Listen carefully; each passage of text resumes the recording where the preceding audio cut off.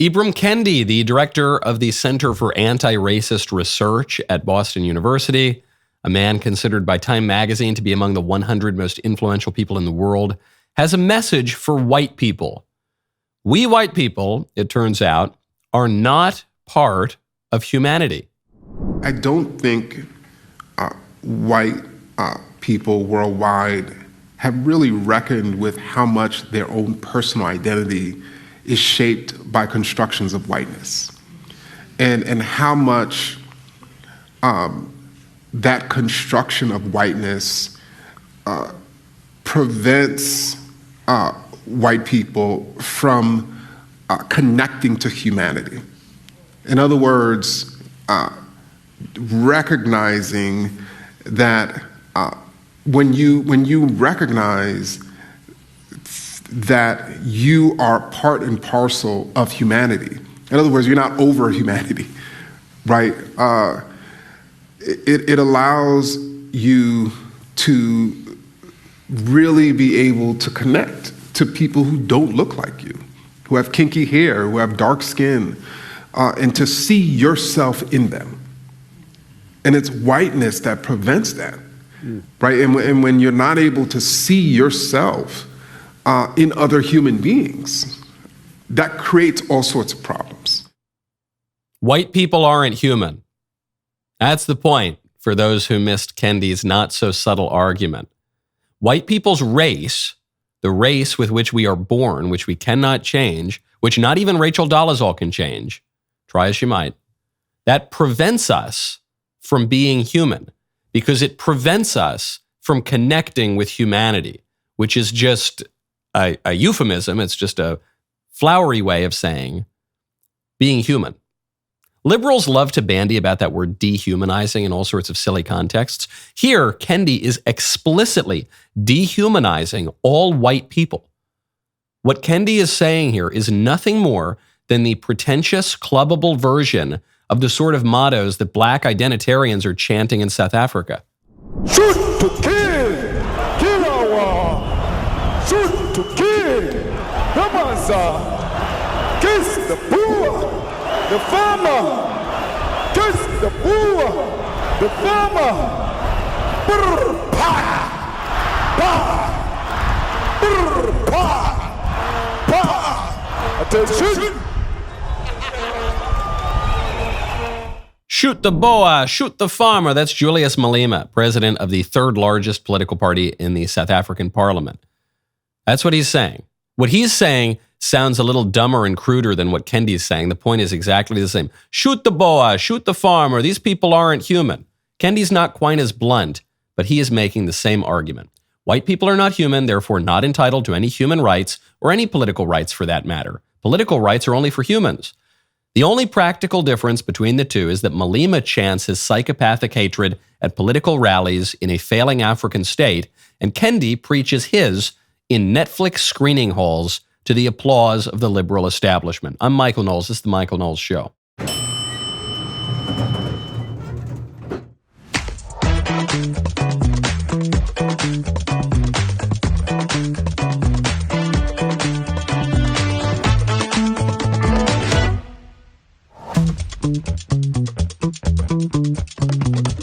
Welcome back to the show. This episode is brought to you by Good Ranchers. Head on over to goodranchers.com and subscribe today with code Knowles, Knowles, to claim your free limited stock holiday ham before it sells out. Also, major announcement to start the show today. Lady Ballers is now the most popular streaming movie on Rotten Tomatoes. Our first full-length feature comedy is the biggest launch in DailyWire history. It is now the #1 streaming movie in the country. You can watch it exclusively on DailyWire Plus. Not a member? Well, lucky for you, code COACH will allow you to become a member and save $50 on new annual memberships. Also, we are breaking a story on the show today. We got a big scoop. This is about Pornhub and some of the bizarre activities that they are up to, some of which were actually predicted on this show. You know, I hate to say I told you so. Incredible work, undercover work. We've got video footage. We will be speaking with the journalist who undertook that investigation in just a little bit, so stay tuned. Also, a lot of announcements today. Also, I will be at Clemson later tonight. I'll be in South Carolina, so if you're in the area, I'll post a link to how to reserve tickets. We will be discussing how kids are not commodities, IVF and surrogacy. So head on over if you are in the area. Now, on the bright side of political activism, beyond, white people aren't human, kill the beau or shoot the farmer.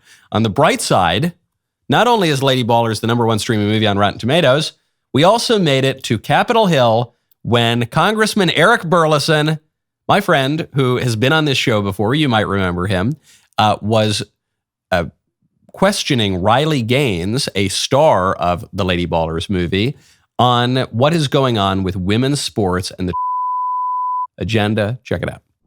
I just want to say, to Mrs. Gaines, what happened to you is tragic. I mean, what you were robbed of the glory, you were robbed of your opportunity to be clearly the victor. And if it weren't so tragic, it would be comical. I mean, and I understand there's a movie being made, the comedy about this very issue, that on the DailyWire, that I can't wait to see.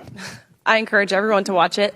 And truthfully, I think that's what's needed. Because what we're seeing, again, what myself and my teammates and my competitors saw was a mockery of women. And I believe it's time we mock the mockery through comedy, because you're right, it's objectively funny. It's inherent to almost look at this and laugh because it feels like satire. But watching that movie, to which I watched, it didn't feel like satire, it felt like a documentary of what, again, myself and girls around the country continue to go through. Thank you, my time has expired.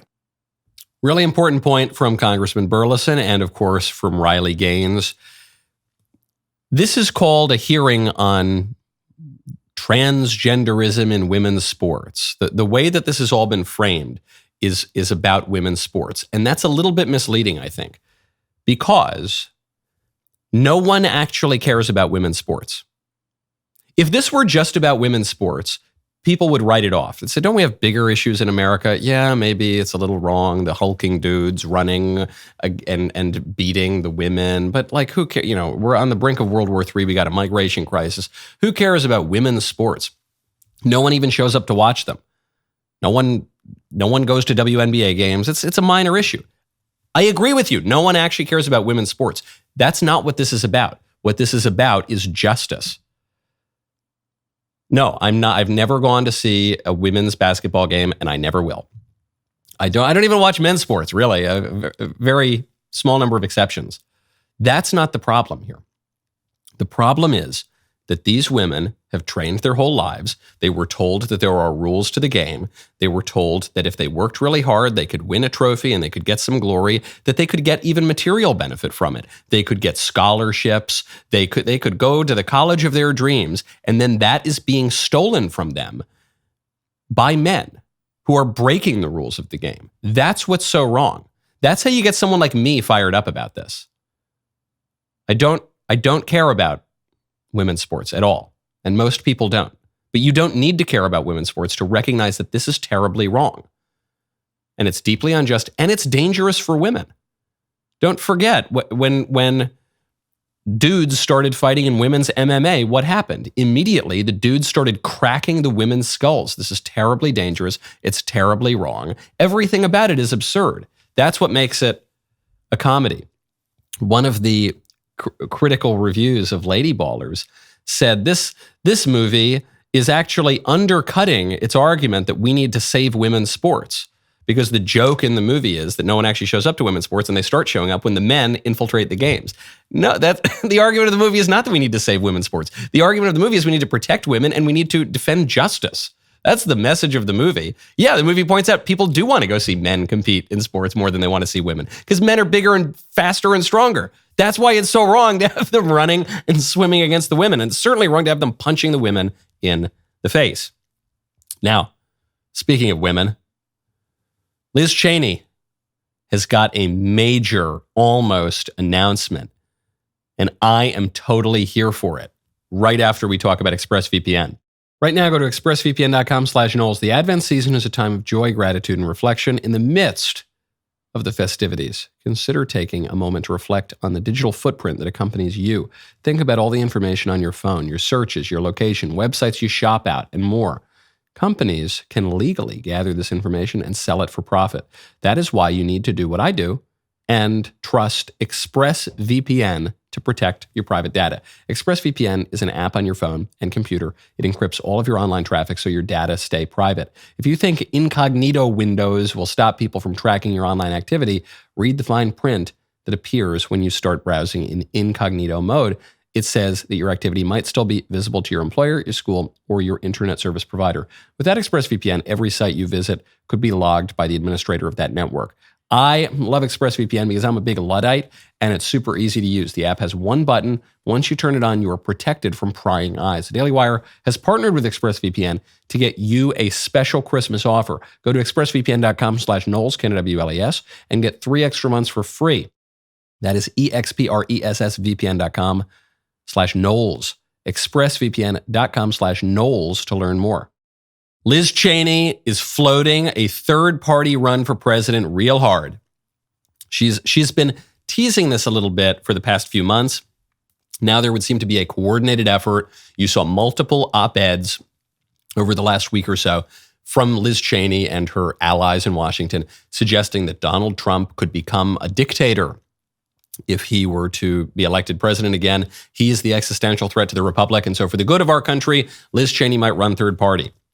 I think that the situation that we're in is so grave, she says, and the politics of the moment require independents and Republicans and Democrats coming together in a way that can help form a new coalition. So that may well be a third-party option. My first takeaway here is that Liz Cheney does not know the singularity or plurality of the word politics. Politics is a singular noun. So it'd be politics is. Anyway, it's a minor point. She doesn't know grammar, but she knows how to save the whole country. She doesn't know how to get votes to be reelected to Congress, but she knows how to save the republic from Donald Trump, a very popular man and a very successful president. Listen, I'm for it. I might criticize Liz Cheney. I hope she runs. Oh boy, would that be great. I want Liz Cheney to run. I want Bobby Kennedy to run. I want Cornel West to run. I want them all to run because none of these candidates take votes from Trump. Or rather, I should say, none of these candidates take net votes from Trump. They will take more votes from Biden than they will from Trump. This is reflected in most of the polls, even for Bobby Kennedy, who is the closest to sharing a base with Donald Trump. And even then, most of the polls show he pulls more from Biden than he does from Trump. Bobby Kennedy helps Trump get elected. Cornel West certainly helps Trump get elected. Liz Cheney, how many Liz Cheney fans were going to vote for Donald Trump, but then will vote for Liz Cheney if she's running? Zero. There is no overlap on that Venn diagram. So I love it. Throw it all in there, baby. Why is that? Why is it that candidates are having such a hard time taking votes away from Trump? Even in the Republican primary, even Ron DeSantis, who has modeled his tenure as Florida governor and his presidential campaign on being Trump without the baggage, the bigger, better version of Trump. I like where Trump took the Republican Party, but I'm going to do the better version of it. I'm going to wield power more effectively. I'm going to have a clearer political vision. That has been the pitch for DeSantis. Even he has not really been able to cut into the Trump support. Why is that? Because Trump is unique. The guy is an American original, and he represents, in the mind of the voting public, a choice, not an echo. And all these other people, Liz Cheney, even Bobby Kennedy, who's kind of a weirdo, certainly Joe Biden, all the rest of them don't. None of them have been able to emulate that. I don't know what Liz Cheney is thinking. She probably just wants attention because no one's giving it to her anymore. But if she really believes that running for president is her best way to take down Donald Trump, or whoever the Republican nominee is, but I guess she's really after Trump. Bring it on, baby. Go for it. Love it. Now, I mentioned that DeSantis, who, again, have to preface this, really like the guy, think he's terrific, has been an excellent governor. In another cycle, he could be an excellent presidential candidate, but his campaign has been very lackluster this cycle. He previously was viewed as the anti-Trump candidate. Some of us may have predicted that that was not going to work because you can't be the Trumpy anti-Trump candidate. In his own presentation, he's Trump without the baggage. In the presentation of his donors and just given his place in the race, he has to be the anti-Trump guy, and you can't be the Trumpy anti-Trump guy. It just doesn't work. So even though it seems like that would make you the strongest candidate, it actually leaves you as a man without a home. And now the anti-Trump voters and donors especially are moving toward a different candidate. That candidate would be Nikki Haley, because Nikki Haley, though she might not describe herself this way, has always been from day one the moderate in the race. She's been more of the centrist in the race. She's modeled basically her whole political career on that line of thinking. And so the Koch network is now backing her, some of the biggest donors in GOP politics. She's picking up a lot of support now among the center-right types, among the punditry, and she's moderating some of her positions, including one that might really hurt her with the base. Nikki Haley is suggesting that the government has no place in the matter of truth.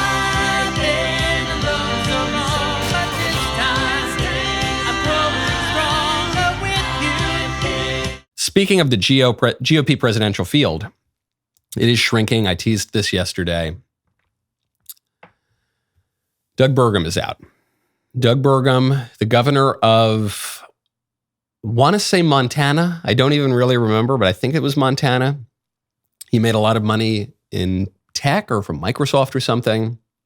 He also was a social liberal, but he wanted to cut taxes. He seemed like a very nice guy. I know people who donated to his campaign because if you gave him $10, he would send you a $20 gift card to some store. So, because he wanted to qualify for the debate. So anyway, he's out. And I have to tell you, people made fun of me for suggesting that Chris Christie would go further in this race than a lot of people were believed that he would. When I said Christie, he might have a moment, or he might stick around for a while. He might end up in, and people laughed. Christie's the worst candidate in the whole race. Ha ha ha. Well, look who's left. It's 4 candidates left at these debates: DeSantis, Haley, Vivek, and somehow Christie. Does that mean that we're on the brink of a Chrisissance? Maybe not. Croissants for short.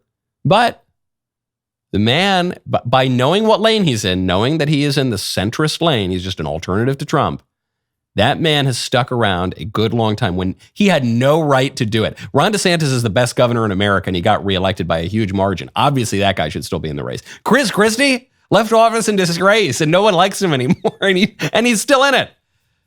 The Chrisissance. Perhaps it is actually happening. Now, when you've got some nice, delicious croissants, sometimes you want to put some good meat on it. When you want good meat, you got to check out Good Ranchers.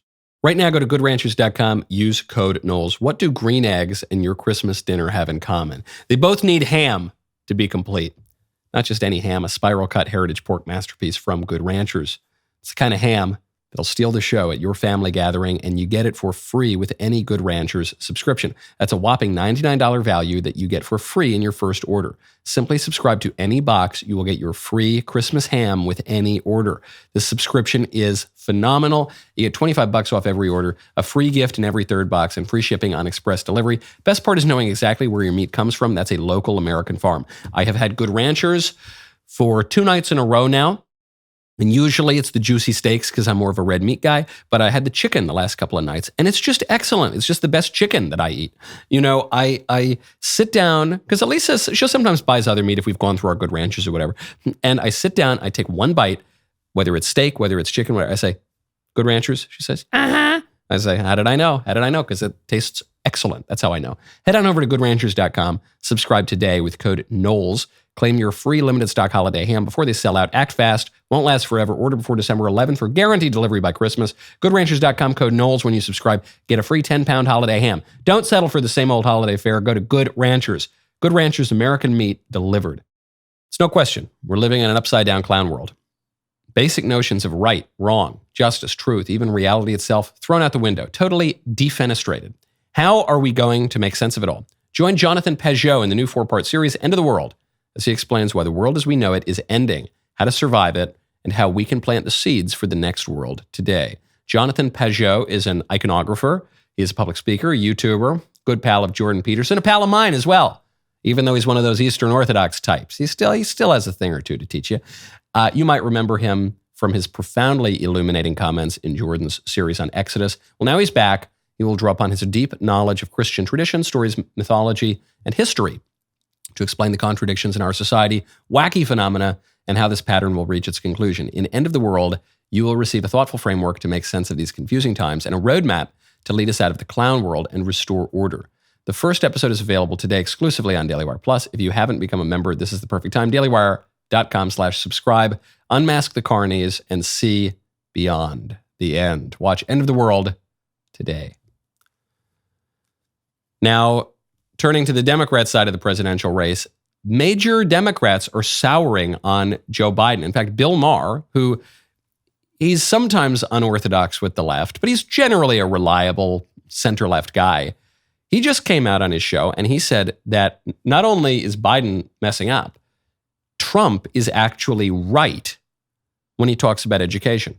He says under his administration, his next one, schools will teach students to love their country, not to hate their country like they're taught now. I got to say, this one doesn't bother me so much. Because I think this is what I see when I see kids demonstrating, these progressives demonstrating for Hamas, the most illiberal people in the world, that, oh good, we're going to give America its comeuppance, America. They kind of have been indoctrinated this way. And Chuck Schumer made a speech this week. He said anti-Semitism is a 5-alarm fire that must be extinguished. This is the highest-ranking Jewish politician we've ever had in this country. He talked about when Jewish people hear chants like from the river to the sea. Do you understand that means wipe us out by any means necessary? Trump is right when he says that the schools teach people to hate America. That's obviously true. Obviously true. Now, what does this mean for us?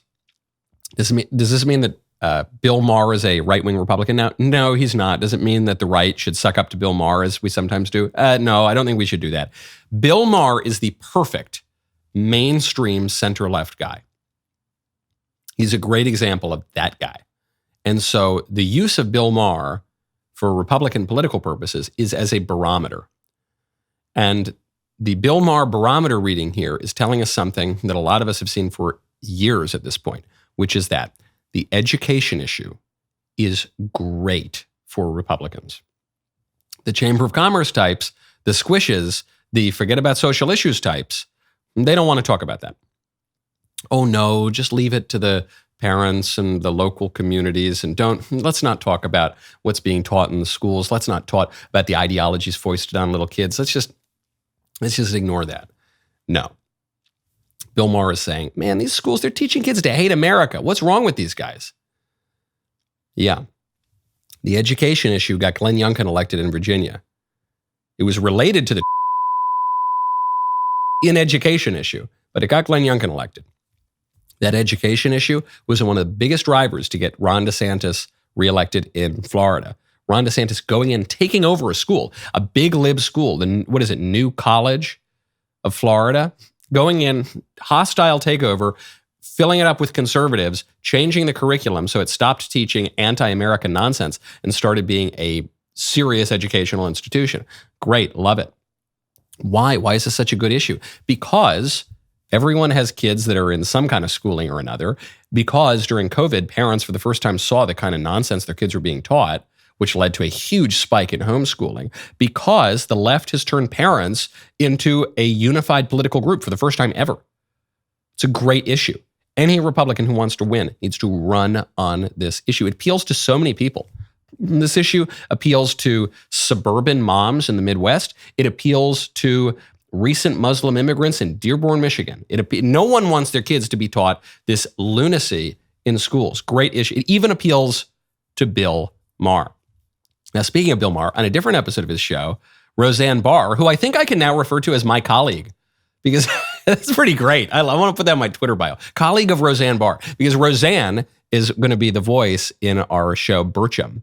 Mr. Burcham, Adam Carolla's cartoon that we're producing here at the Daily Wire, that is absolutely terrific. I've seen the pilot. It's amazing. So Roseanne goes on Bill Maher's show, and she makes a pretty weighty accusation about him. No wonder I don't remember this. No, you blocked it out, MKUltra. Who's that? That's the mind control program you're under, Bill. MKUltra? Yeah. So who's Klaus Schwab? The head of the WEF. What's that? Google it. Love Roseanne. She's great. Google it. Now, people are looking at this clip. They're saying, man, Roseanne's crazy, isn't she? She's always been a little crazy. She said she's a little crazy. Most comedians are. Here, though, Roseanne doesn't really sound like the crazy one to me.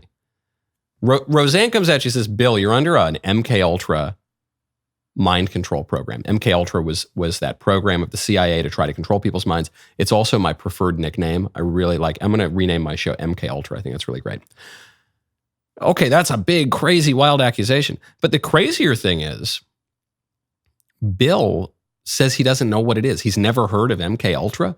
MKUltra, of all of the nefarious CIA operations over the years, Operation Mockingbird, all Northwoods, right, all the rest of them, MKUltra is by far the most prominent, well-known program.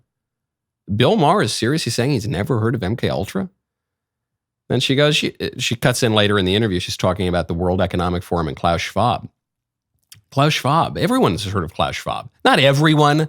There are plenty of people who have never heard of Klaus Schwab. But anyone who pays attention to political news at all has heard of Klaus Schwab. Bill Maher has been doing a political news and commentary and comedy show for 30 years now? In some form or another. He's never heard of Klaus Schwab. And then she clarifies. She says, from the WEF, the World Economic Forum. And he says, what's that? He's never heard of the World Economic Forum? What's going on here? Is Bill Maher actually MKUltra'd? I don't know. What does it even mean to be MKUltra'd? Does it mean you're just a super fan of the show? I don't know. But don't tell me Roseanne's the crazy one in that interview. I assume Bill is just playing dumb. If he's really never heard of those things, well, strange. Maybe he's under some mind control. Now, speaking of the deep state, we here at the Daily Wire, we cannot stop suing the Biden administration. We just love it. It's one of our favorite hobbies. And this is breaking news. It just came out. We are suing Biden's State Department. This is a lawsuit with the Federalist and with the state of Texas. We are suing the State Department because we now have very strong evidence that the State Department spent money to destroy our business. The U.S. State Department, which is tasked only with dealing with foreign affairs, which is prohibited from wielding its power on domestic issues, certainly against domestic perceived enemies. The State Department used its money to destroy the Daily Wire. How did they do that? They used government money. They then, within the State Department, turned the Global Engagement Center, which is an office designed for countering foreign terrorist propaganda, and they turned it on so-called disinformation in the United States. This is a blatant violation of the First Amendment. The GEC, this Center to Counter Foreign Terrorism. In fact, it was founded as the Center for Strategic Counterterrorism Communications, was tasked with disrupting the communications of Al-Qaeda. Then Congress clarified in 2016 that none of the funds authorized for the entity, quote, shall be used for purposes other than countering foreign propaganda. And then what happened? The GEC turned its focus onto us, onto Americans. They promoted pro-censorship leftist organizations such as NewsGuard and the Global Disinformation Index. We're considered one of the worst offenders on the Global Disinformation Index. And NewsGuard hates us too, though, and they try to censor us as well. And then they use that money to destroy our business. And not just us, to destroy the Federalist, to destroy the New York Post, to destroy Reason Magazine. Reason Magazine, they're just some amiable pot-smoking libertarians. They're going after Reason too. Reason is barely, it's hard to even call that right-wing. It's vaguely right-wing. State Department going after them too. So we are suing them. We love suing the Biden administration. We've got a pretty good track record suing the Biden administration, so I think it's going to work out very well. And right now in D.C., the deep state does not seem quite as omnipotent as it once did. They seem kind of blundering. I'm beginning to get the impression of the deep state, not that they are truly the shadowy cabal of 5 people controlling the whole world. I'm starting to get the sense that it's like Burn After Reading by the Coen brothers, that everything they touch turns to ash because they're extraordinarily incompetent. And they have bad motives as well, like trying to destroy our business with money that's supposed to be used to disrupt foreign terrorists. They've got bad motives too, I'm not denying that. but they're just so profoundly incompetent. They use money to try to destroy us. Every time they do it, our company doubles in size. Now we have the biggest comedy movie in the country on Rotten Tomatoes. Keep it up, State Department.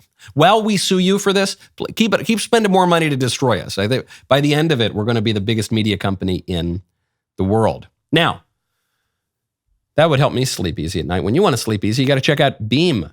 Right now, go to shopbeam.com/Knowles. Are you struggling to sleep at night? Did you know that poor sleep can cause weight gain, mood issues, poor mental health, and lowered productivity? Sleep is the foundation of our mental and physical health and performance. You must have a consistent nighttime routine to function at your best. If you are struggling with sleep, you got to check out Beam. Beam is designed to help you fall asleep, stay asleep, and wake up refreshed. Beam's Dream Powder contains a powerful all-natural blend of ingredients, including magnesium L-theanine. They sent some Dream Powder to the studio for our team to try, and everyone says that Beam is helping them fall asleep and stay asleep. Unlike regular sleeping pills that will make you wake up feeling groggy, Beam helps you wake up refreshed. Just mix Beam Dream into hot water or milk, stir or froth, and enjoy before bedtime. Today, our listeners can get a special discount on Beam's delicious Dream Powder, their best-selling hot cocoa for sleep with no added sugar. Now available in delicious flavors like cinnamon cocoa and chocolate peanut butter. Better sleep has never tasted better. Try Beam's best-selling Dream Powder. Take advantage of their biggest sale of the year. Get up to 50% off for a limited time when you go to shopbeam.com/Knowles. Discount is auto-applied at checkout. No code necessary. Shopbeam, BEAM.com/Knowles, Knowles, for up to 50% off today. My favorite comment yesterday is from Ms. Gizinta. What a name. Who says, the speed in which Michael does his ads makes me wonder how well he could rap. I challenge you, sir. Production team, do your thing. Hey, I am Wonder Mike, and I've come to say hello to the black, to the white, the red and the brown, the purple and yellow. But first, I got to get to our guest. This is a breaking news story. I'm really pleased that we were able to get this story, and we did not do the investigation. This investigation was undertaken by a wonderful news group. This would be Sound Investigations. I am joined here by one of the journalists, Arden Young. Arden, thank you for coming on the show. Thank you so much for having me, Michael. So Arden, before we get into how you conducted this investigation, what it all means, I want to just show people some clips of what you've uncovered, because some of us have suspected that Pornhub and its parent company, formerly called MindGeek, now it's called ALO. They have to keep changing the name because they're an evil company and they don't want to have to face the music. Some of us have suspected that they've been up to these kinds of activities for a while. Here it is in their own words. Let's say you're 12 years old, you're still figuring out your sexuality, maybe even your gender. Wouldn't it be helpful to see not a celebration, but just like maybe a normalization of something that you think is what you want, you know? Probably helps a lot. Let's say I was 12 and I saw like trans angels, I saw all these different sites. It would help me figure out what I do like and what I don't like. I need to try to push stuff that's less accepted. Like putting a trans male or a trans female in a scene, you wouldn't get that on a normal mainstream site. So test it out. See if you get a bigger audience with it. See if you can convert somebody, right? Like maybe somebody who's never looked for anything like that might find it interesting and click on it.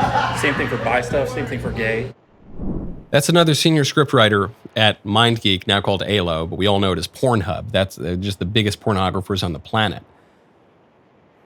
Two major discoveries here. One, they know that kids are looking at their content. They're totally fine with it. It obviously helps their business model. We all knew that. It's crazy to hear it in their own words. We all knew that. The second discovery, to me, is the most shocking. Senior scriptwriter here at the biggest porn company on earth saying, yeah, we're trying to convert straight guys into looking at gay porn or porn. We're always trying to push the boundaries. We're not even just serving the market that already exists for porn. We're trying to create new markets by creating new desires in people that they do not previously have, that are certainly out of the mainstream, that are considered more deviant, and we're going to slip that content into the porn to expand the palette, I suppose, of the customer. I can't believe they're admitting this. I know. I mean, I was sitting across from him. That was probably one of the last things I was expecting him to say. My instincts were to just ask him about the kinds of things they were marketing to people, because I knew he does primarily work on gay and trans pornography sites. That's mainly what he writes. And he was very, very open. He was very matter of fact. And in fact, he, like you saw, he even viewed kids viewing porn as a positive thing. So you're conducting this interview. This guy obviously has no idea what's going on. But you'd think if you were working for so degenerate a company and you were engaged in such, even today, frowned upon kinds of behaviors, you might be a little, you might play it a little closer to the vest, right? He didn't, though. Did it take much prodding, or was he just open about this? He was extremely open about this, and this, we're talking about Dylan in particular, the senior script writer for ALO. He was extremely open, extremely obliging, did not think my questions were strange or out of place at all. And it goes to show you kind of the mindset these employees of this company are in.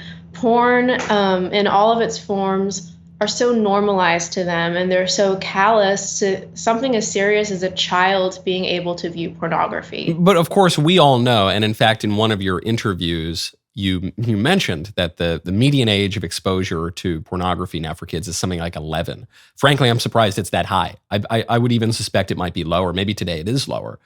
We all know that kids are accessing porn, and that's how the porn companies cultivate and groom their future crop of customers, because kids' brains are very, very malleable. If they get addicted to this stuff when they're 10 or 11 years old, they're going to stick with it for a very long time, most likely.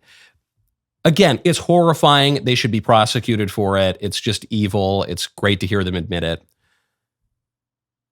The thing that is so shocking to me, I guess, is that we have been told for my entire life by the left, by the pro-pornography people, by the sexual revolutionaries, that sexual desire is innate and immutable. It's an orientation. Nobody becomes gay, bisexual. It's not that you're born that way. And how dare you suggest, we'll probably be kicked off of social media for even repeating what this top porn employee who writes the stuff, who knows what he's talking about, what he is admitting on camera. We'll probably be kicked off even for repeating it.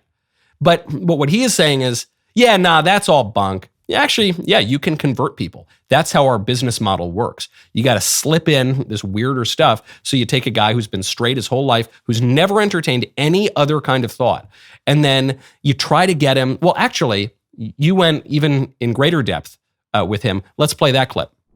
The thing is like when you write for like Sean Cody, which is like primarily gay targeted, when you write for Trans Angels, which is trans female presenting targeted, you also try to see how much you can take of that and bring it to mainstream vanilla content, right?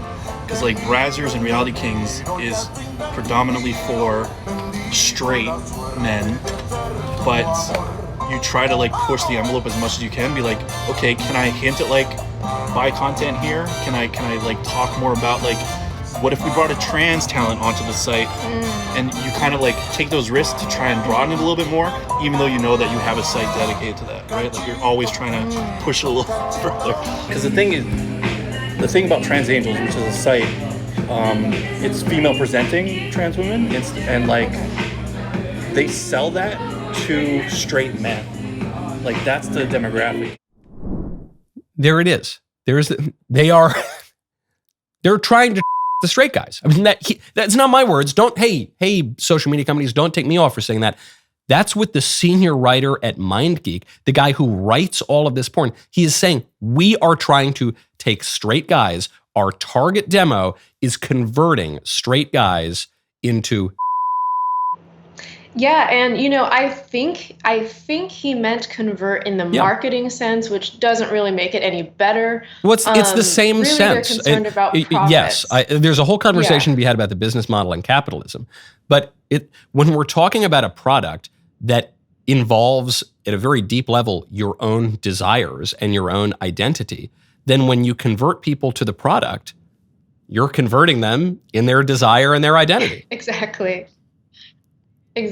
And I think they're completely motivated by profits. They just want to make a wider variety of content, more palatable and more profitable to the single viewer. And going back to children accessing pornography, we're seeing more and more ID laws passed in the U.S. So now in many states, it's required to verify your age before entering a pornographic site.